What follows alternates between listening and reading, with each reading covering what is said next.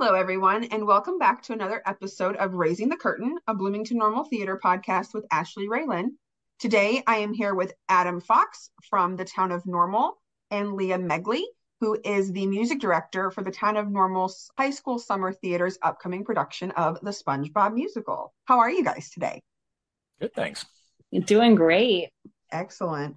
So we're here to talk all about, the town of Normal and bringing back the high school summer program that we brought back last year. It's going to be an exciting time, and I'm really excited for people to hear about SpongeBob and all the work that you guys are doing behind the scenes. But Leah, let's actually start with you. Can you tell us a little bit about yourself? Oh gosh, it's long and rambling, so I'll try to keep this concise. So I grew up in Bloomington Normal, outside of Bloomington Normal. I went to Olympia High School. Um, and that's actually where I got started music directing. My high school drama director needed some help with the junior high musical and knew that I played piano and was interested in going in music education. And so she asked me to help out.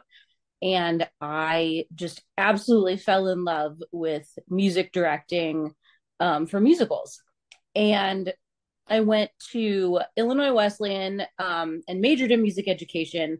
And I think that if I had kind of known how much music directing was not going to leave me as an obsession, I would have been okay with going straight to that idea, but I still kind of was toying around with being a choir director. And so I was a piano music ed major, which nobody is. Everybody's either a vocal major or a majors in their instrument. And so my piano teacher, who's an amazing, amazing person, but just did not really know what to do with me because I didn't want to play solo. I hate playing solo piano. And I just wanted to work on accompanying and playing shows, and he wasn't really sure what to do with that. So at the end of college, I had been music directing in my high school all through all those years, and didn't really know what a next step was. I'd never really talked to anybody about what it would be like to have a career in the theater. It was very much like if you do music, you do a performance degree or you do an education degree. And I loved teaching. And so I thought that was where I wanted to go with it. And I still love teaching, but I didn't really know that theater in that realm was an option. And I accidentally at a night at work. I was working at Cafe Italia, which is sadly now defunct, but was a fantastic Bloomington Normal restaurant. And my old friend Brian Van Devender happened to come in to the restaurant, and we struck up a conversation. And he said, "We need a music director for our summer production of Les Miserables." And I said, "Yeah, I'd love to, but I got no resume. I'm just I'm a music teacher." And so I interviewed with Susan Cortese, and they decided to give me a shot at really what was my first professional music directing gig. And I couldn't get enough. And then we moved to Charleston, South Carolina, almost immediately after that, for a variety of reasons. But I really lucked out, and there's a lot of theater in Charleston, a lot of semi-professional theaters, and not very many music directors. So I was working constantly in Charleston, and it was really a trial by fire. And I got so much experience with so many amazing people, doing so many fantastic productions. And then we ended up moving back, and here we are. Awesome. What about you, Adam? Can you tell us a little bit about yourself and how you found yourself in this position for the town of Normal? Sure. So I grew up north of Chicago, came to Illinois State University as an undergrad, was here for 4 years, loved the time here, moved back up to Chicago and was working in professional theater up there as a stage manager and a production manager. Worked at Chicago Shakespeare Theater, Piven Theater Workshop, Provision Theater, a number of other places along the way. Finally ended up production managing for Red Moon in Chicago, which was sort of my favorite place and kind of helped to really shape the type of work that I really loved doing. It was unexpected work in unexpected places. So a lot of non-traditional theater, a lot of site-specific work, immersive theater, really transforming spaces, bringing people into parks in their neighborhood that perhaps they hadn't visited for a long time, and just seeing them through a different lens. We created things like the fake American debut of a Norwegian pop star. She didn't exist, but we created a concert event surrounding her and made up everything about it. We took puppet shows on the road that had everything from puppets the size of 1 inch, I mean, basically matchbook puppets, all the way to the size of about 8 feet. And all of it was shot on video and filmed and projected above it. So you had these multimedia experiences going on. We took those shows to LA, to New York, to France, all over the place, being able to tour around and do this really unique work and see a bit of the world while we were doing it. And then after that was kind of wrapping up, I guess maybe the best way of saying it, I was offered a job to come back and teach at ISU. So I did that for 7 years, teaching in the School of Theater and Dance before the job as Civic Arts Manager came up for the town of Normal. And that includes things like programming of the Normal Theater, overseeing all of the festivals and events that we do in Uptown, and then now also the Connie Link Amphitheater, part of which is the high school theater program. So coming back to my live theater roots after a little while, and really, really glad to be doing it. Awesome. So, Leah, you were involved with the program back in the day. Can you talk to us a little bit about the progress we have seen over the last couple of years? I know being involved with the show last summer, that was kind of my first experience with the town of Normal and the summer youth theater. So I'm curious, like, what has changed over the course of the years, and where do we see the high school theater going? Um, it's a really interesting question because, and you mentioned that we might be coming back to this later, but all arts programs are still recovering from COVID. And I mean, that's an understatement, but every arts program everywhere is seeing that ripple effect of what happened when we took everything away for a year and a half. And I mean, it was necessary, but it was absolutely destructive to every arts program, from junior high choir to the Metropolitan Opera. Everybody is still kind of in the throes of figuring out what they can leave behind, what they can take with them from what was before. So coming back to the program really in the first, like, I would say year that nobody was having to consider COVID as kind of a situational factor, was interesting because I feel like I didn't get a good picture of what it had been in the years that I was gone.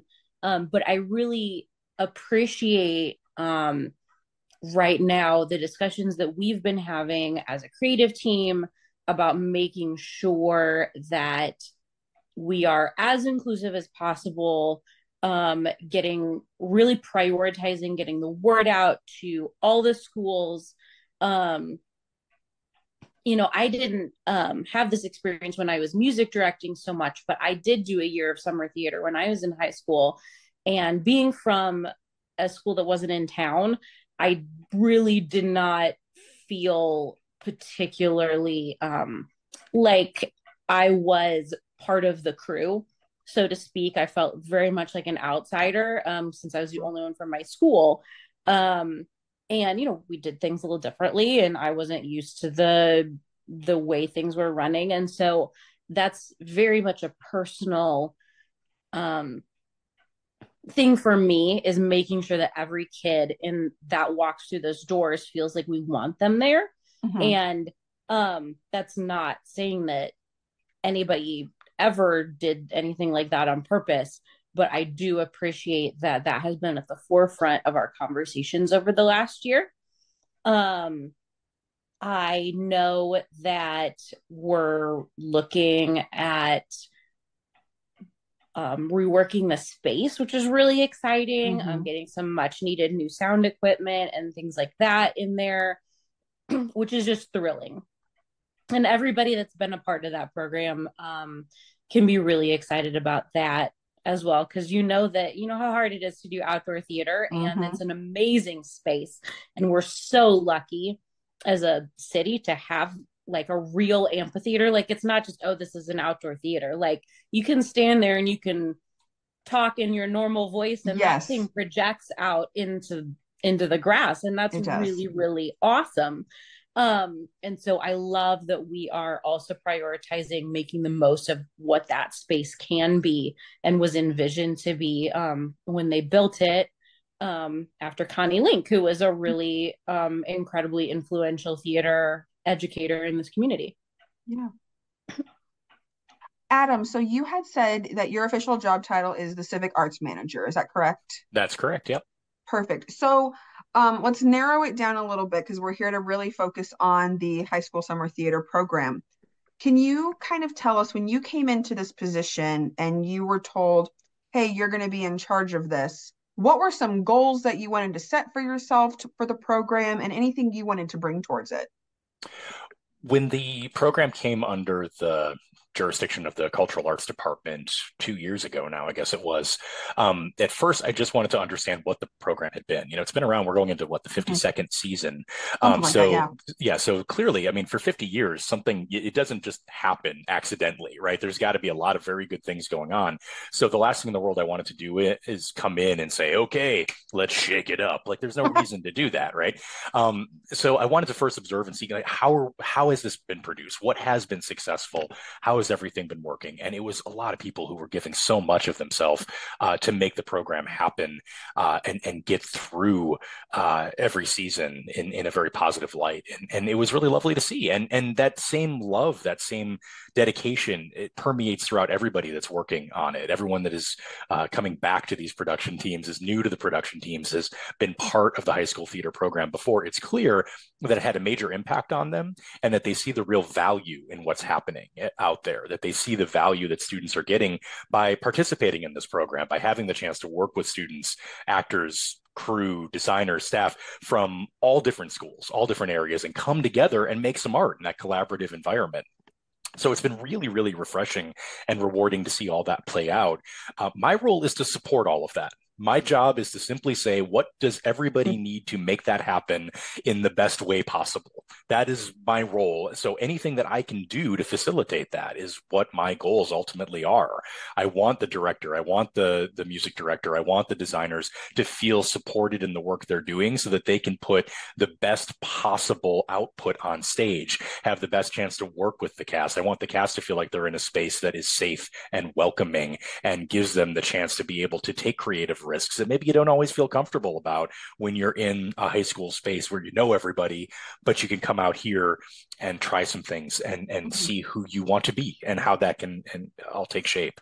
So that's, I guess, what I'm really hoping for from the program, is that we're putting everybody first in terms of immersing themselves in the program, in the process, and getting everything out of it that they wish that they could. So individuals who may have been involved with High School Musical last year are interested in SpongeBob this year. And Leah, you can jump in on this as well. What are some things that they can expect from this upcoming summer show? Yeah, absolutely. Well, we're really excited that the editor of this podcast is going to be running sound for us this summer. Yes, he is. Shameless plug for Eli. If you are a longtime listener to Ashleigh's podcast, her fiance Eli is going to be running sound, which is awesome because he is very, very good at it. Yeah, we are very excited. Yeah, we are making a commitment absolutely to try and make sure that none of the technical elements of the show are ever getting in the way of the show, which sometimes you have to fight that fight. Outdoor theater is hard. I mean, it's hard in Mm-hmm. any environment, and mixing a show is hard in the best of circumstances, and outdoor theater is not the best of No. circumstances. So I think we can say that we are making a real commitment to making that not be something that has to be at the forefront of everybody's mind at all times. We don't want it to feel like anything that is a hindrance, or that, I mean, the nightmare scenario is a cast member worrying that their mic isn't going to come on, so they're singing too loud, and then it does come on, and they've got that moment of self-consciousness of saying, oh no, now I'm screaming and everyone's Yeah. hearing me. Like, I don't want anybody to ever think about that. I want that to be seamless. So we knew there were obviously some challenges last summer. I mean, we can just be blunt about it. And we are working through those challenges to make sure that that is resolved. That's been number one on my mind, to make sure that anything that is a correctable situation is something that we can deal with. We are trying to think about the whole experience. We want everybody involved to think about theater as a true collaborative process. So we are making sure that all of the cast members are also going to be involved in the producing of the show as well, doing those crew hours and being a part of things, making sure that they're not doing it just because we need the help. It's not about getting free labor. It's about making sure they understand everything that goes into the process, because it's helpful to understand that and know what you're a part of, to know that the show wouldn't happen if everybody wasn't doing the work that they're doing. That's from the lead in the show all the way to the person that spent one day helping to paint the set. If everybody didn't do that work, the show wouldn't be what it is. So understanding all of that is really important to us. We want to make sure that that's something that everyone can experience. And we're looking for other ways that we can partner with organizations in town, looking at ways that we can bring people in to help just look at making this the best program that it possibly can be. There's some partnership stuff that we can get into a little bit later, but that's kind of the ideas sort of at the surface now about how things may be different. What I'm really excited about this year, and this isn't super different from last year, but it's just because it's a different show. Last year, doing High School Musical, we had a rock band, right, as our pit. And SpongeBob has like a real Broadway full Yes, pit. We've got brass, we've got woodwinds, we've got strings, we've got all kinds of fun computer noises. And I think that's a really neat thing that sets this apart from a lot of the other theater that's outside of like an institution that's happening in this town, is that it's live music is so hard and it gets expensive, and it's, you know, having the sound system to run it is so difficult. And so being able to have a full 18-piece orchestra playing for this show is just a dream. And I, you know, give huge props to Adam for being able to help us make that kind of thing happen. But it also gives us an opportunity to not only bring kids from other schools together to do the acting portion of the show, but instrumentalists from around the area together to be able to play in a pit, which they don't get that opportunity anywhere else. So I'm just super excited about that. Yeah, I absolutely agree. One thing that's going to be exciting for those that are auditioning, and you'll see a little bit different too, as we're talking about kind of ramping up into everything, is that we do have some workshops that are going to be taking place before auditions, not necessarily for musicians. And I'm sorry, I pulled us away from the musician talk, which is so exciting, and I'm so sorry that I just derailed that. But it is so exciting to have the pit there. But also so exciting is just to get to your question about how will people that are maybe coming back from High School Musical that were part of it last summer maybe seeing it this way. Those workshops are optional. Again, it's not going to have any impact one way or the other. If you come, if you don't come, it's not going to impact casting, but it's a chance for anybody that is interested in maybe going through the audition process for the first time, or if last summer was the first time you ever auditioned for anything and you're still kind of figuring it out, or if you're new to the program and you've never auditioned before, this is a great chance to just kind of experience what it's like in the room, to meet everybody and maybe demystify that a little bit. You know, everybody sees auditions as being the sort of daunting thing out there where it's like, what's going to happen when I walk in the room? Are there tigers? I don't know what's going to happen. And it's not that. It's actually a very welcoming space, and it's wonderful, and everyone wants you to be amazingly successful at it. it. And this is a great chance to practice that and see it. So those workshops are taking place on the 24th and 25th. You can sign up if you're auditioning. You can choose to sign up for one of those workshops as well, and come in and either learn how to select a piece of music and prepare it for your audition, or if you already have it selected, you can sing that in kind of a masterclass type of environment and get some feedback on how that works and ask questions if you have any. You can learn about getting out of your shell, which Ashleigh will be one of the facilitators for, doing some Yeah. improv work and establishing character and finding that kind of stuff. My And then favorite. Raylene, yeah, it's going to be fun. And then Raylene is going to be able to do some choreography, teaching some just initial combinations, just to say, if you've never learned choreography in a group before, this is what that is like. So don't freak out. Now you'll see this is actually really fun. This is actually a great time, and everyone's going to be smiling about it. So that is something new as well that I failed to mention that I'm really excited about seeing for this year. Yeah, I am thrilled for those workshops. Yeah, so Leah, you and Deontay are Mm-hmm. running the music portion of it, Mm-hmm. correct? Yep. Raylene is doing a choreography thing, like Adam said. I think she's primarily focusing on the tap portion since that is going to be Mm-hmm. so heavy. Mm-hmm. But of course, I'm sure if you have questions for her, she's more than happy to work with you. And then, yeah, me and the director, Kristen Monson, I'm costuming it again, shameless plug. We didn't say that.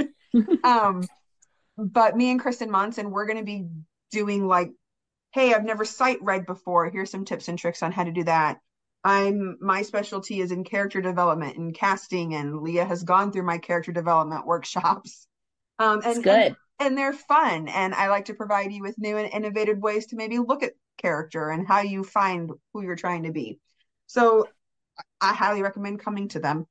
And then Adam, one thing I want to you had mentioned it, and I think it's really important. And Leah, you had mentioned it too with bringing in students to help play in the pit. One thing that I really love about this program is we really try to educate while putting on a performance. Mm-hmm. Um, I know just coming from the costume perspective, teaching how to, stay within a budget and utilize your thrift stores. Maybe, hey, teaching a whip stitch just to fix a hem for somebody. At least for me, that is really important. And I Yeah. will be the first person to tell you if you want to do theater, learn how to do lights, learn how to do sound, learn how to direct, learn how to play an instrument. Because no matter where Absolutely. you go, it's gonna benefit you no matter what. I'm really excited about the opportunities that is going to afford us, the way we're setting up this program and the directions we can grow it. Like even last year, I mentioned earlier that music directing is just not a skill that is taught very many places. There's like 6 universities in this country that have a degree in music directing, or and collaborative piano, which is accompanying. There's more than that, but not very many. And so that's a skill that I kind of happened to luck into because I was both a singer and an actor and a pianist. But so many people don't have the resources to be able to figure that stuff out. So Mm-hmm. we are facing this really a big shortage of people who have those kinds of skills. And so last year, I was able to take somebody who had played a lot of piano, but had never played in a music theater setting before and kind of help them work through doing some playing for the show. We actually shared the role of keyboard one for Mm-hmm. the production, and she was able to work up the number she was comfortable with, and then I took the ones that she wasn't comfortable with. And it was such a good learning experience for her, and just being able to work somebody through that. And so in the same way, just really being able to stop and say, this is a skill I think students need to learn. And we're just going to take a few minutes and we're going to talk about it. And we're Mm-hmm. going to give them this piece of information that, especially if you're doing theater in school, you don't always have those extra minutes to stop and deal with that thing. Mm-hmm. Absolutely. So Adam, I'm gonna hop back over to you here. Leah, I know had touched on, a lot of us still recovering from COVID, but obviously this came under your category right as COVID was happening, starting to get lifted. But how did COVID impact the summer program? Fairly significantly. It was still under the Parks and Recreation department at that time, and they did have to cancel the summer of 2020. I believe the program came back for a late summer engagement in 2021, but your fact checkers on this podcast will hopefully put some notes on that for me. I think that was the summer that they had. Yes, that was the summer they had one very late show that they did. Traditionally, they had done two shows. They limited it to just one late in the summer as a way of kind of welcoming people back out to it, and had to do all of those things that now feel like a fever dream of a memory, the social distancing, Yeah. painting on the field to try and give people the Oh my distances and gosh, all that. yeah. It was what a time. What a time it Hmm. was. It was crazy. You had to be there. We all did our best. But it was but so that was definitely a change. But they at least tried to have the program happen that summer. But it is reasonable to say that the folks that came back and did Grease in 2022, which was the 50th anniversary season, that they had missed really 2 years of the program. I mean, a lot of those folks were freshmen and didn't have really the full experience again until their senior year when they came Yeah. out to do a show. So it was definitely impactful. And I think you saw some of that tracking through last year where folks were kind of like, I'm really just kind of getting back into this and figuring out how this is all working. I know high schools were experiencing that too. Universities were experiencing that as well. Those kind of, we're going to do it differently, but that means when we come back to doing it as we traditionally have, there's a steep learning curve and there's some adjustments that need to be made. So I know the program was certainly impacted. One of the takeaways from it actually was just to try to stick with doing one show for a Yeah. while, really to stay in that single show model, put all of our effort into making that the most positive experience we could. And then if we decided out of that, we could add a second show again in the future, it's still on the table. It's still something we're definitely considering. But we know that doing one show is a lot to produce. It's Trying to do a second exhausting. one 5 weeks later is, just that much more work. And to make sure that everyone's having the best experience and not just enduring, we wanted to make sure that we were being conscientious of that. So that's actually a takeaway that was, perhaps a positive of those Mhm. changes out of COVID, of saying, we slowed down a bit, and maybe that's okay if we just stay slowed down in some of these things. So I think that's kind of where it's at. But we're excited to be back, fully producing without any restrictions, and seeing how that's happened. We're seeing audiences come back across cultural arts. The Normal Theater's Yeah. had its best year in a decade. I That's don't think that's so an good. exaggeration. So good. Yeah, audiences are So coming good. back, and I think that people are hungry for that experience of being with an audience, of seeing something live in front of them, of having that ephemeral moment in a theater with other people and going on that journey together. I think people were really hungering for that, and maybe didn't realize how much they missed it until it was Yeah. gone, and now we're seeing it, and I'm just so happy that it's back. Yeah, I think we all kind of had a moment where we realized that there was a more importance to that experience than we had maybe afforded it when we didn't know what it was like to be without it. Right. Yeah. Yeah. It wasn't just about finding the content. We can all find the Hmm. content now through Right. 17 different streamers that all cost more money every other day. We can find the content. What we can't find is the experience. What we can't find is that Hmm. moment in time with those other people that you may never be in the same room with again. That group of people may never be in the same space again. But for those 3 hours, they're going through all the highs and lows and the full emotional gamut. And isn't that something? Yeah. It's crazy to think about everything that has happened. And, I completely agree with everything you guys are saying. It's just what is that phrase? Like, not that you don't know what you have till it's gone. Like, I don't know. There's a phrase like that that's much more intellectual, I feel like, that I can't think of right now. I was going to Um, start singing the song of the same name, but you don't want me oh, to do okay. that. Yeah. Is that Cinderella? No, that's not Cinderella. That's don't know what you got till it's gone. Oh no. Oh no, I'm Um, embarrassing myself. I can't remember which hair metal band that was. It's all right. I'll be over here singing it on mute. Don't worry. We'll get back to it. We'll get back to it. awesome. So I think that is a good segue while we're here. We have talked about really starting to come back and produce full productions. Leah, you want to talk about SpongeBob? Sure. So SpongeBob is actually I'm going to speak to the detractors. It's a lot cooler than it sounds when you just say we're doing a SpongeBob musical. There's a lot of people, I feel like there's extremes. You either are like, oh my goodness, that sounds like the best thing I've ever heard, or that sounds like the worst idea that has ever crossed someone's mind. And it could have been, we'll say that it could have been a really terrible idea.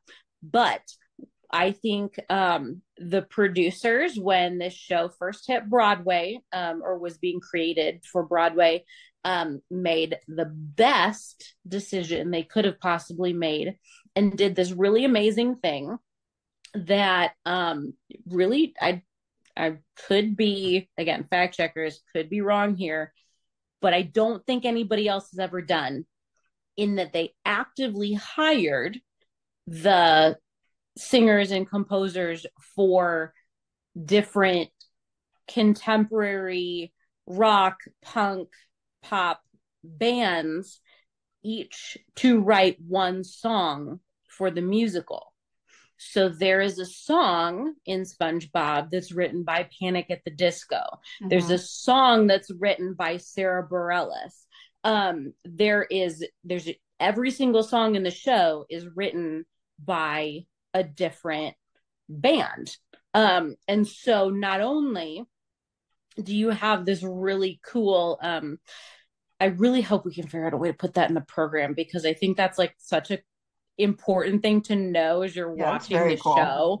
And so anyway, if it's not in the program and you're listening to this podcast and you come see the show, you should definitely, before you come, look up and get your list of which band wrote which different number in the musical, because it's such a neat little Easter egg to walk in with, and to know that, like, yeah, I'm listening to this song that's really a Panic at the Disco song, but it's sung by SpongeBob, which is like just the coolest thing ever. And so you have this musical that is across the board, just these very distinct different styles. There's not really the kind of through line that you're used to. You don't have themes that come back and go in and out, which, you know, I love it when people are really, really good at using themes in musicals, but also this is such a unique experience. Mm-hmm. And we are also, God willing, going to have 5 computers running in the pit, making all kinds of really interesting synthesizer noises. So there's some cool stuff that I won't spoil that happens on stage, sound wise, making different sound effects and things. And they just did a really good job of leaning into that this is both silly and nostalgic, and just at its core, SpongeBob is just a cultural phenomenon. It doesn't mean anything aside from it's interwoven in the fabric of our culture. Mm-hmm. And so they really leaned into that and didn't try to make it something that it wasn't, but they did a really, really good job of making it into a really cool experience, just being exactly what SpongeBob is. Yeah, and of course, with it being SpongeBob, we're gonna have all those beloved characters of SpongeBob and Plankton and mm-hmm. Mr. Krabs and Pearl, and I get to costume a tap dancing squid. It's gonna be great. And I will be the first to admit, kind of like what you said, when I was very on the show when I first heard that a SpongeBob musical was happening. Yeah. So was I. and I'm one of those people, and I'm gonna get a lot of hate for this. I'm not the biggest fan of Hadestown, and I know Hadestown is everyone's favorite thing, but I think it might be one of those situations where it's like you have to see it to get it. And I never saw an episode of SpongeBob until Eli and I started dating, and he loves SpongeBob. So I know he's super pumped for the show too. But even just like I knew who SpongeBob was, all of that nostalgia. I think it's going to be good for everybody, because it's going to be for the people who really know it. And then I think it's just going to be fun for everybody else. Oh yeah. and we're gonna have a good time with it. Yeah. I think it's reasonable to say that if you don't know anything about SpongeBob, if you came in having never seen an episode of SpongeBob, what would your experience be seeing this musical? I would be fascinated. And there's probably going to be like maybe some grandparents that are going to experience that. They're just going to be like, just buckle up. It's going to be I will tell something. you, my But mother has never seen SpongeBob, so I can give you that report afterwards. yeah, yeah, I'm going to be very intrigued what it is if you don't have those cultural those touchstones. If you don't have the context for it, how well will it hit? And honestly, I believe that it will, because I mean, I watched a fair amount of SpongeBob back in the day, but I just remember it as a just sort of a monolith of there was a SpongeBob show. That's kind of the details I There remember. was If the you ask me, SpongeBob. yeah, if you asked me to pull out any particular episode, I was like, I think they went to the Krusty Krab. Like, I mean, that's what I've got. And maybe that's really all that there was to it. But like, so for me, I mean, there is going to be a little bit of like sure, I recognize who these characters are, but if there's any references, I'm not necessarily going to get them. So I'm curious if somebody doesn't even have that level of engagement, though, what it will be. I think it's still a really good show. I think the music is just so good that you can't help but love it. And the wonderful thing about the show is the characters were so endearing, and they were so just like perfectly honest about who they were, and they were all kind of good below the surface. Even the grouchiest ones were kind of good below the surface, right? Like there was nobody that you outwardly hated, and there's just something so endearing about them, just watching them embrace their own peculiarities that I think is going to be delightful for everybody. So while yes, it is a perfect play up of SpongeBob as the phenomenon, come and bask in it, I also think if that's not something you can do, you're still going to enjoy it and still just again, buckle up. It's going to be a fascinating thing to see. Yeah. And yes, we have all these characters that everyone loves, but I cannot stress how fun this ensemble is going to be. Oh yeah. Like with Raylene's choreography, we're doing tap dancing jellyfish. Like I just want to costume a tap dancing jellyfish. Yeah, it's gonna There's it's a gonna get weird. giant gospel number where they worship Patrick. It's amazing. Yeah. So fun.